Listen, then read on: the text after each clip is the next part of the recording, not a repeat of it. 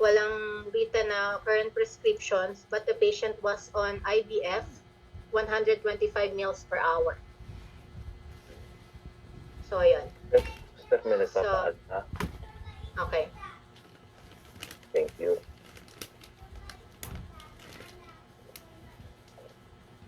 Okay. So, ayun. So, let's start. Bigyan ko lang kayo ng idea how the SBAR is done. Para dun sa ano. So, May. Yes, ma'am. There. Help. Ikaw Ako mag-assessor? ay nagpaturo sa'yo dyan. Hindi, ikaw na lang mag-assessor. Mahirap mag-monologue ba? Ay. Okay, so what happened is face-to-face. This was a face-to-face referral with Dr. Anong pangalan niya nga? Hillary. Hillary. Hillary. So, ayan. So, you can approach the doctor since it's face-to-face. So, just say, hi, Dr. Hillary. I'm Stephanie, one of the nurses here in ward. I forgot the word. St. Ivy's ward. Yeah. So I'm one of the nurses here at St. Ivy's ward. I have a concern regarding one of the patient. Which patient? I have a concern regarding one of the patient, Mr. Spencer. Assessor. Okay. Tell me. Okay. So we have been monitoring the patient for the past 4 hours, and we've noticed that the patient is unwell and showing signs of deterioration. So for the past 4 hours, his IU score was increasing, from 0, now it's 4. There is no single score parameter of concern. His respiration is normal at 20 cycles per minute. Saturation levels are normal also at 96%. He's on room air. But the heart rate of the patient is increasing. Now it's at 110 beats per minute. Blood pressure is normal at 100/10. Patient is alert. GCS score is 15/15. There's no issue, doctor. Patient is also a febrile with temperature of 36 or 37. Not sure. Doctor, also please note that the patient has an ongoing IV fluid of 125 mils per hour. However, it is noted that the patient is having decreased output for the past 4 hours, and the latest was 8 mils. There's no issue with bowels, urinalysis, the blood glucose levels, and laboratory results. And the patient is not, what happened?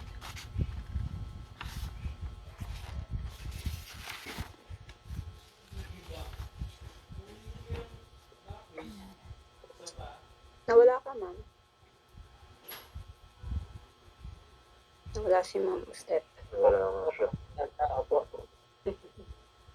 Wala lobat. Nawala si ma'am, Steph. Sige, nasaan na ba kayo? Sa output na ata siya. Ang pagkakaalam ko, sir, pareho ba tayo? Like, 18 siya, tapos nag-drop sa 8, yung urine output. Tapos, Tatandaan nyo lagi yun. NGT aspirates niya is 68, increase to 127. Di ba, sir? Same? From 25 naging 125, parang ganun. 16 to 125. Parang ganun. Same lang. Oo, parang talaga siya, oo. Ganon, dapat i-mention kasi yun, hindi lang, increasing, decreasing, so, I-mention mo at i-justify mo bakit siya isulat mo din. nag-increase, bakit siya nag-increase, isusulat talaga yun. Ayan na. Wait lang. Sino bang host? Ako yung host. Ikaw na? Andyan na si Steph. Okay. Sorry, nawala ako. Oo nga, welcome back. Namatay yung laptop ko. Lobat. Charge. Ayan, teka, saan na po tayo? Output ka na ata. Ikaw Output. na yung host. Okay, wait, sorry guys. Mahilo. Yung Wait lang, nawala yung ano ko, form ko. Okay.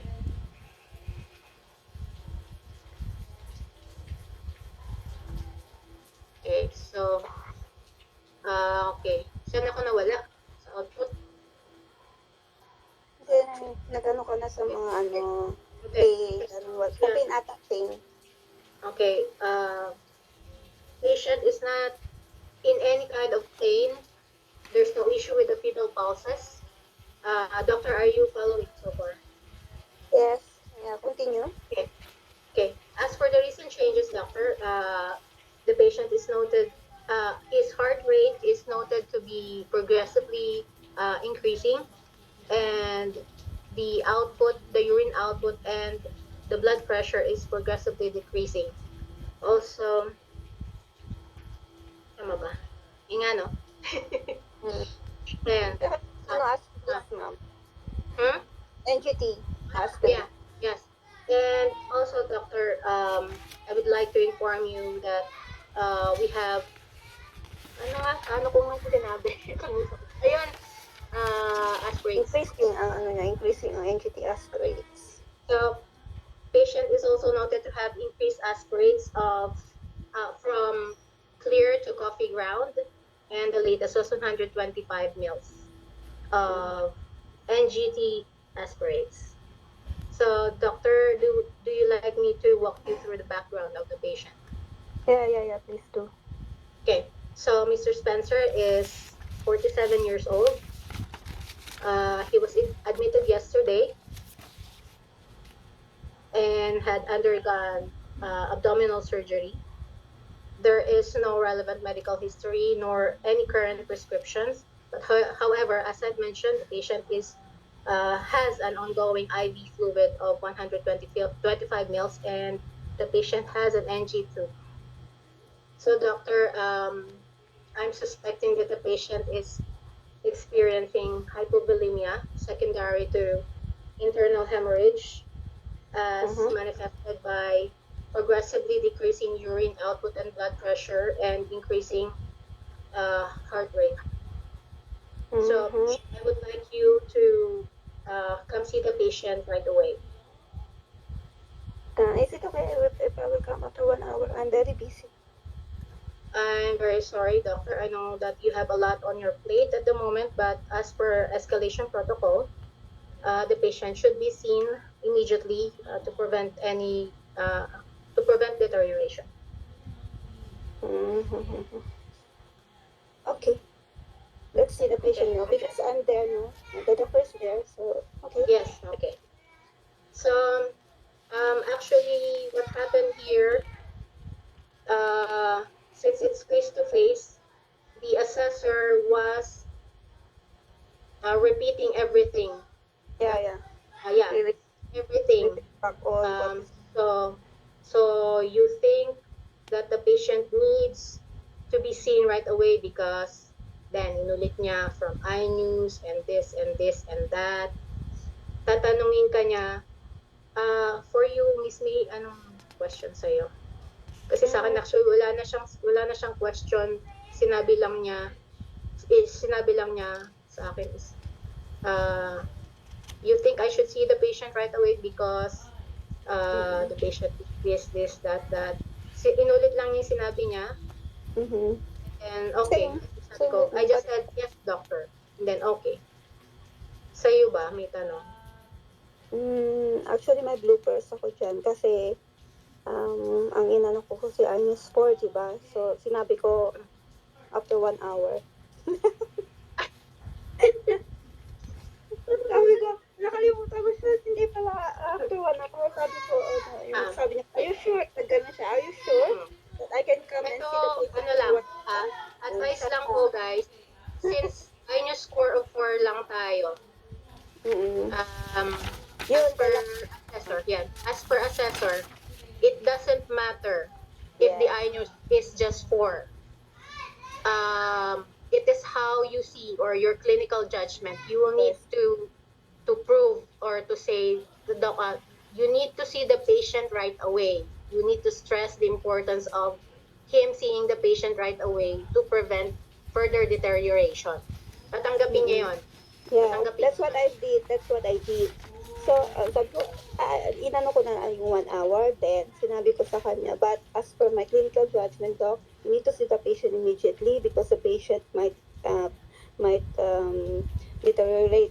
Magde-deteriorate siya kung hindi pa natin siya tignan Mhm. now. So, yun. So, tinanggap naman niya. I-ano mo lang na ano.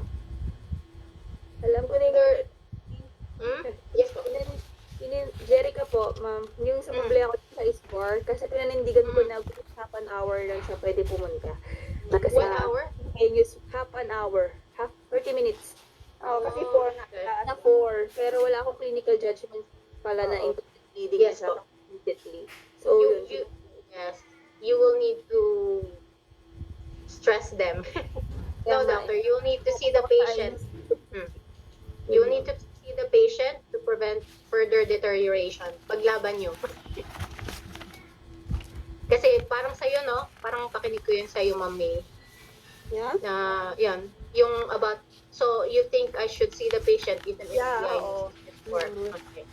Inano niya ako, kinolect niya ako, then you think I can see, I need to see the patient immediately, ganun, ganun. Sabi ko, yes, doc, because ganun, ganun. As per my clinical, ganun, ganun. I-justify mo na lang yung sagot mo na kailangan niya talaga pumunta Mhm.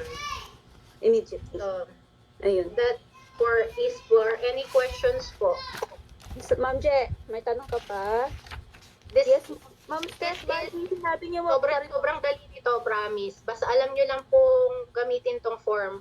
Lahat ng nasa form, sabihin nyo lang, dire-diretso lang kayo. Okay, Ma'am. Yes, Kaya yes, po, yes, Ma'am Je. normal.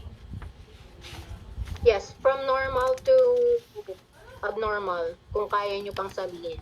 Ma'am. Kasi Anyway, sinabi- mabilis lang naman kasi siya talaga. Mabilis. So, you still have time. Pero, sa akin kasi, si iNews, and then, heart rate, blood pressure, output, yung aspirates, yun, you need to mention the aspirates also. Nakalimutan ko pala siyang sabihin. Kasama siya sa output. Opo. Aside for your urine output, you need to mention about the aspirates kasi output pa rin siya. Mhm. So, yung mga So, normal findings, ma'am, sinabi niyo pa rin po, di ba? As per the respiration, nasa No. Sinabi ko lang siya sa iNews 4. So, from 0 to 4, then respirations. Respiration niya is okay, saturation is okay. Heart rate and blood pressure lang yung significant that time. And Opo. your output.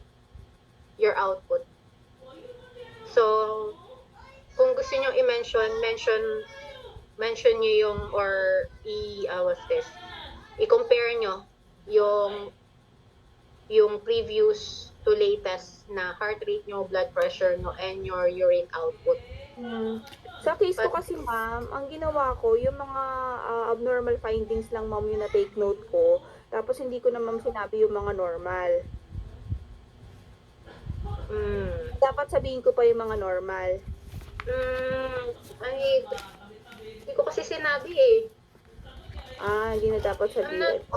Kasi, sasabihin mo lang siguro is dun sa part na merong significant.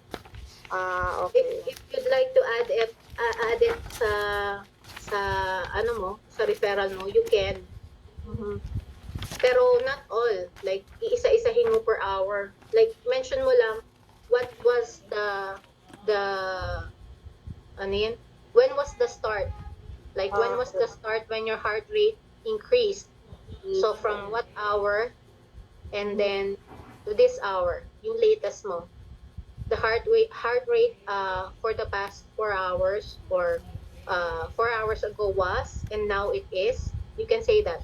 So, the heart rate 4 hours ago was, and then, kasi you will need to mention how many hours you've been monitoring the patient. So, as I mentioned, the patient was monitored for the past 4 hours, and there was an increase in the iNews score from 0 to 4. So, I guess it can help if you want to add the normal, kasi nagkaroon siya ng Yes. Okay. yes, ng decrease or ng signs ng deterioration during the 4 hours, right? So, from which time?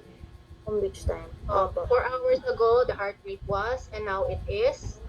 The Okay. blood pressure was, and now it is. You can add, just to be sure, para for your own peace of mind, na you will not think na, ay, kasi hindi ko to nasabi, kaya ito yung reason, kaya ano, ganito, ganyan. Copy. So, just, okay. Same with your output, ganun na lang din. Yes, ma'am.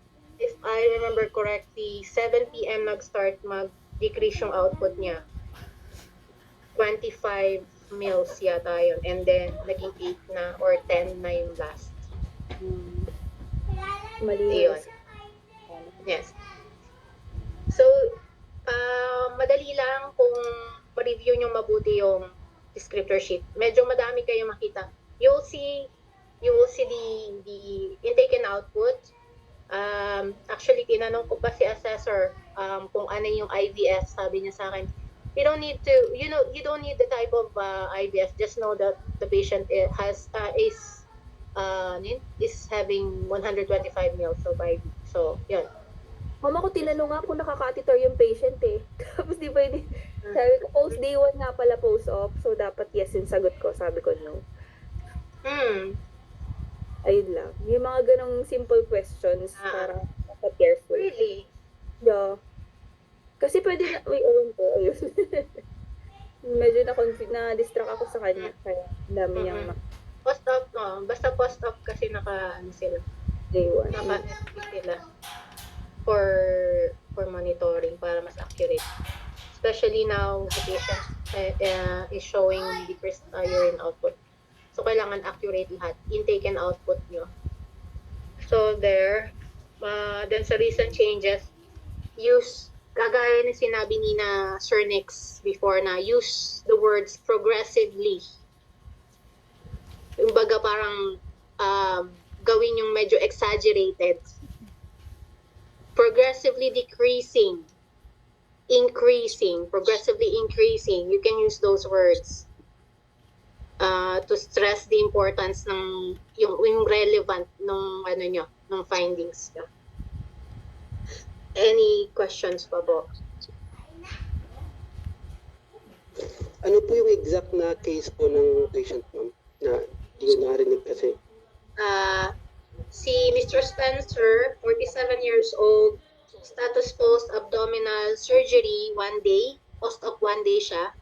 And then, may makikita kayo doon na set ng vitals. Your latest would be yung date ngayon for 5 hours, di ko lang 4 or 5 hours yun. Pero parang 5 hours siya, pero nag-start siyang mag-deteriorate is 4 hours. So may set siya ng observations, 5 sets of observations? Yes. Okay. Makikita niyo po yun. Your iNews will be there. Aside from your fluid, your intake and output, and then yung mismong descriptor sheet nyo, nakalagay siya doon. Calculated na po yung iNews or kami yung mag-calculate? Yes, it's already calculated. Great. Naka-flat na siya doon. You just need to relay. Ayan. Kahit yung output nyo, makikita nyo din yung trends niya kung kailan siya nag-start bumaba. Yung oras kung kailan nag-decrease yung output. Also, your aspirates. It's also noted there, from clear to coffee ground aspirates.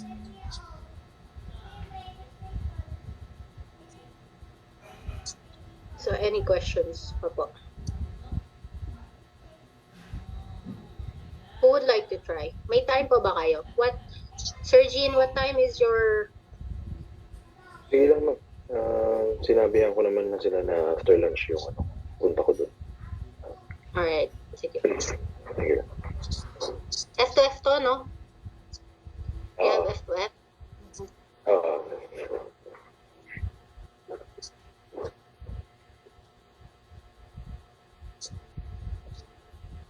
Questions pa po?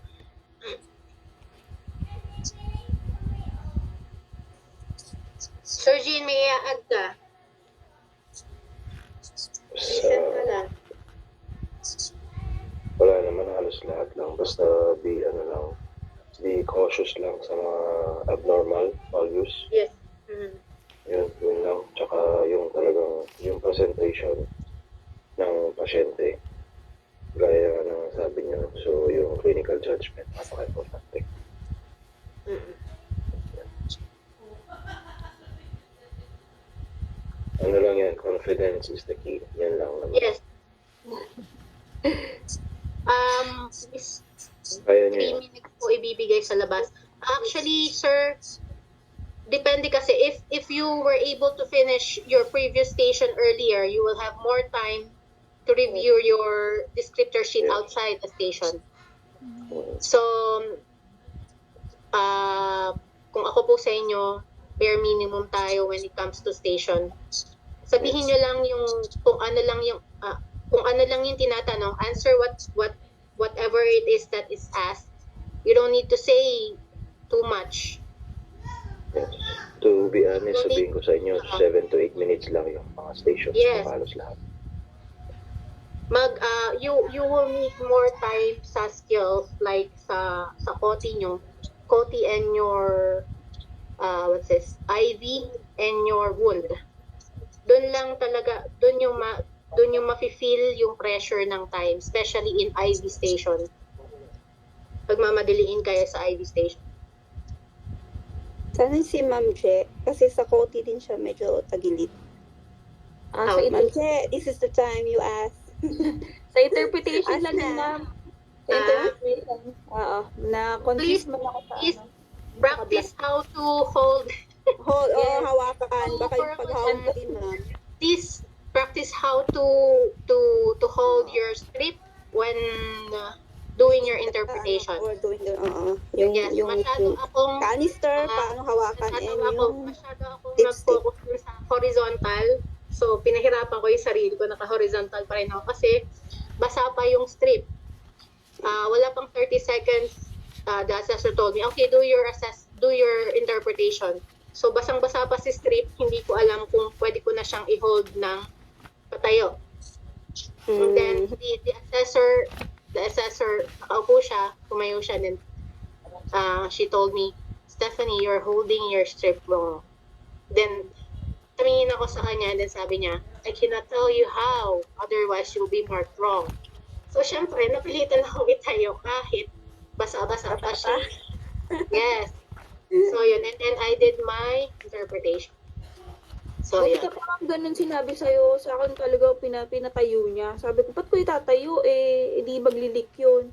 Dapat Yun nga. naka-flat lang siya. Dapat naka-flat siya, tapos ikaw yung magli-lean forward para diretso. Hindi, kasi ideally, you would interpret after 120 seconds. 2 minutes. Yes. So, the strip by then will be dry. But then, we're time pressured, so, yun. Anyway, naka-gloves naman kayo, so it's fine. It's fine. Just do kung paano talaga mag-interpret. So, ayun. And, Pwede mo pakita, ma'am? Pwede po pa demo? Paano yung proper na handling? Lalo na po yung pag-open sa wala kasi ako Strip. dito. wala kang strip. Kailan ba yung, ano nyo? Wala kasi Baka ako sa dito. sa face nila.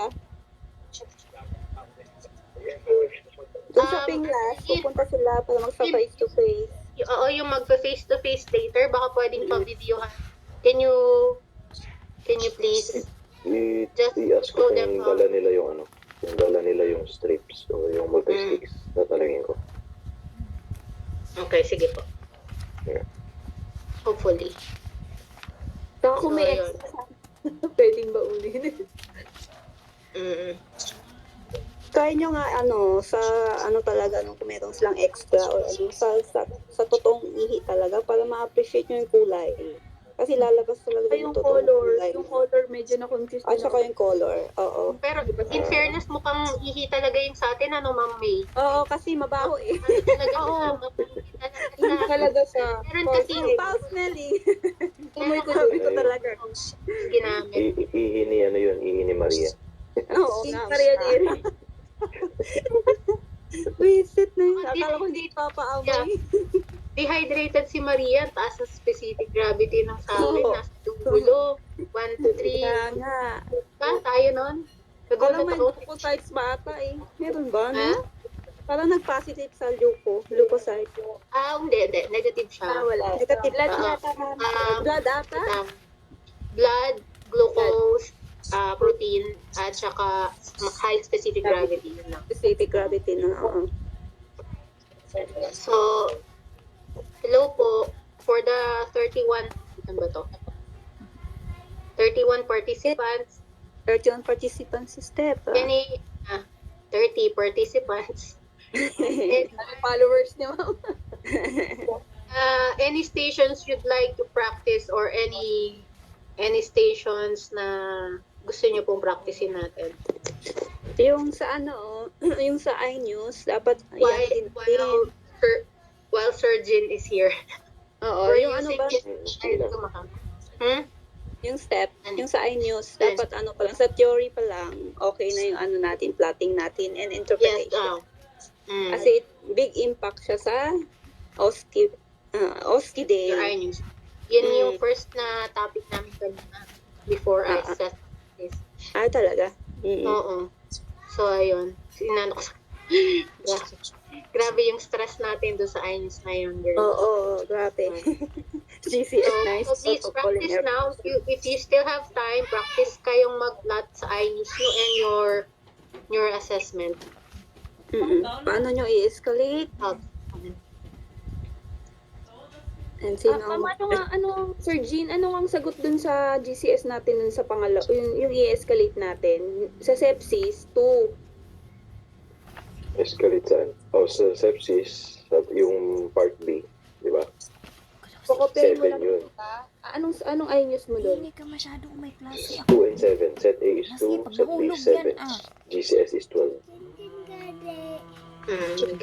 Magkaiba tayo ng Oo, 1, 8, 11 tayo step, di ba? Yung sa amin, may single parameter. Yung sa 12 inyo, tayo. wala. 12 tayo. Or GCS 12. 2-7 GCS 12. Okay. Kasi parang 1 tayo nun is 1 and 8. 1.8 sa kanila, 1.8. Yung 8 nila is yung saturation. okay. Sa atin naman, confused. Single parameter. Okay. So, yung nilagay mo, sir, na confused, anong nilagay mo dito sa reassess within? Pag tatanungin mo ako sa iNews, papalo tayo sa iNews pa rin. Pag may single parameter, reassess every 30 minutes. Pag may single parameter, basta i-follow lang natin yung iNews. 7 and above plus single parameter including the heart rate, escalation immediately, and then reassess every 30 minutes, di ba? Yes, ito Opo. yan. Anong sinulat nyo dun sa baba? Yung after ng iNews score, di ba, reassess within? Yan yung frequency, yung sinabi niyang within Ito ba din? half an hour. 1 half hourly. Yes. So, tama ako dyan. Pero escalation, immediately. Kasi Escalation immediately. Immediately. Kasi may single parameter tayo. Okay. Saan ka na dyan, Je? Saan ka Saan? dyan? Kasi may single parameter. Na confused. Oo, Kahit walang single parameter, same pa rin kasi 7 na ang iNews natin. Oo, set. Everything ang sagot ko tapos confused. Sa GCS yata ako dito.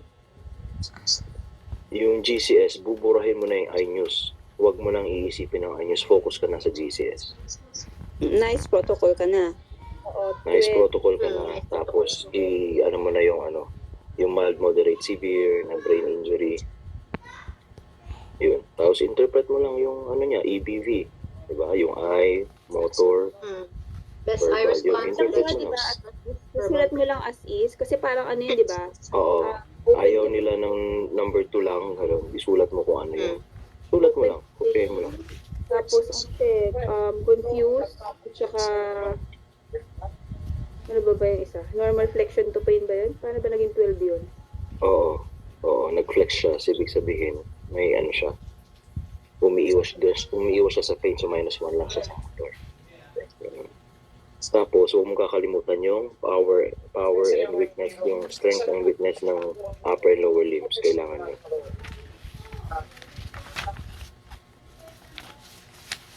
Kasi hindi lang sa GCS, may neuro din siya, yung motor activity ng limbs.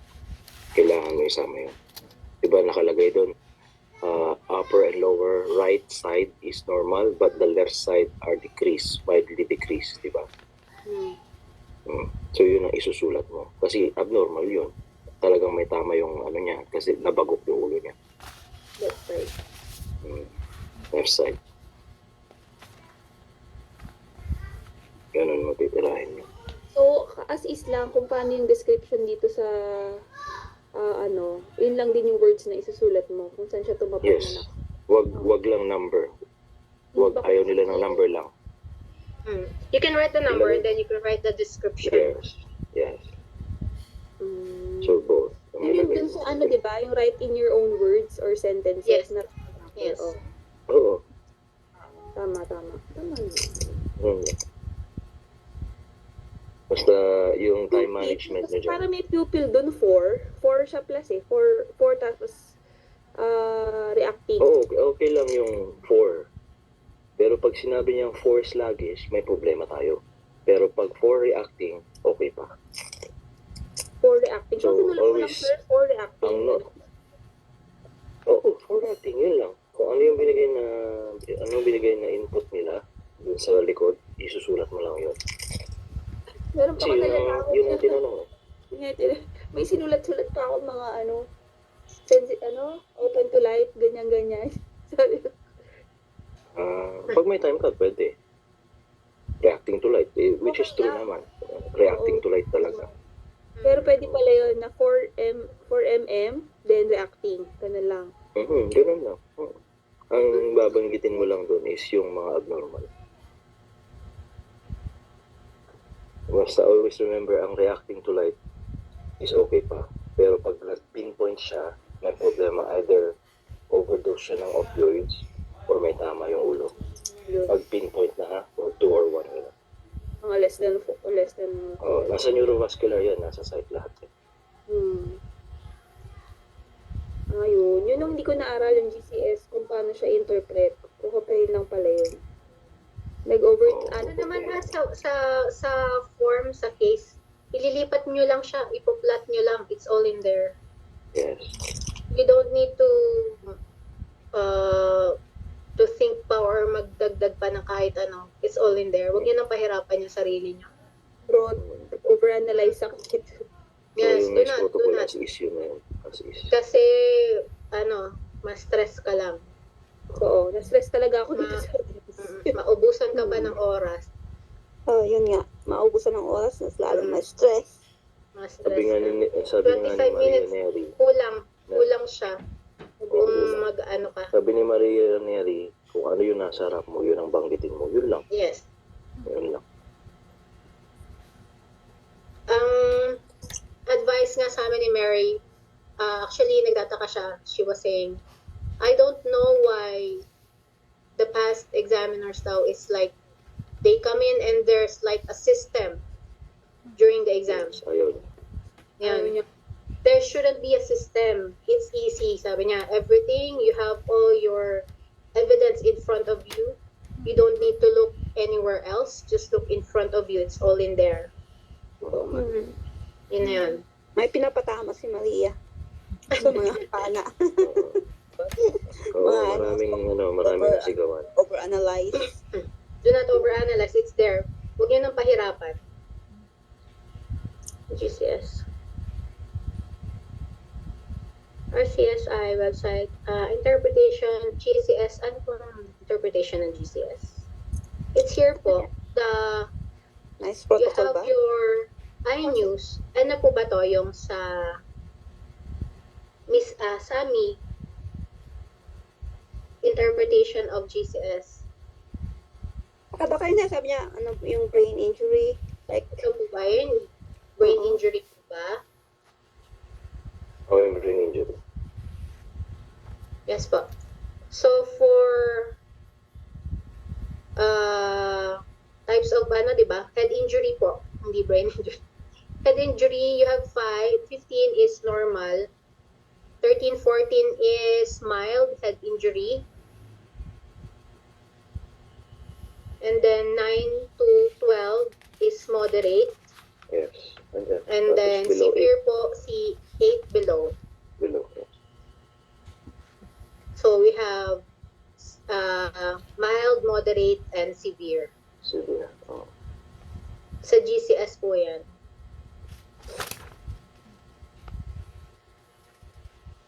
And then, alam niyo po yung idea naman na kayo sa NICE protocol, ano po?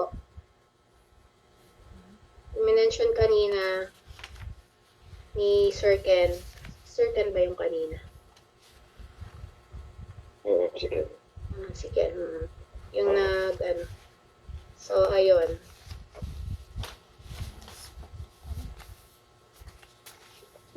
Questions pa po? Bumalik tayo sa iNews. Any stations? Clear na po, Sami. Ano ba? Ma'am po ba o sir? Sami. Yung masasabi. Baka pwede pong patakil ng infection control po next month kasi marami atang questions daw doon.